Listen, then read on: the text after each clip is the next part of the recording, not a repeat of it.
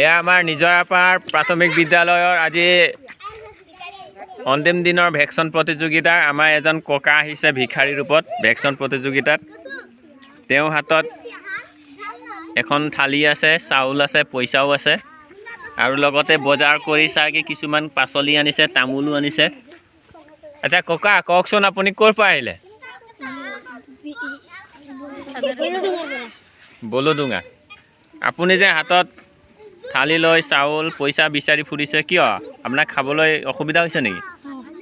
কিয় ঘৰ নাই নেকি আপোনাৰ? ক'ত ঘৰ? ঘৰ ক'ত?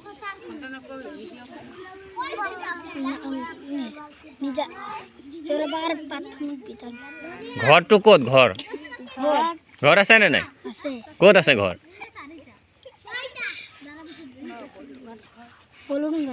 অঁ নিজৰ ঘৰটো পাহৰি গ'লে নহ'ব নহয়, ক'ত আছে? ঘৰ যদি আছে এনেকৈ চাউল খুজি খুজি কিয় খাব লগা হৈছে? পোৱালীয়ে খেদি দিছে কিয়?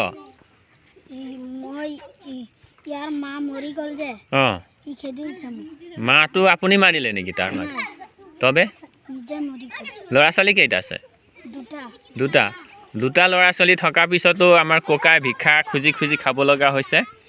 সেইটো খুবেই দুখজনক কথা। গতিকে আজি কিমান টকা গোটালে?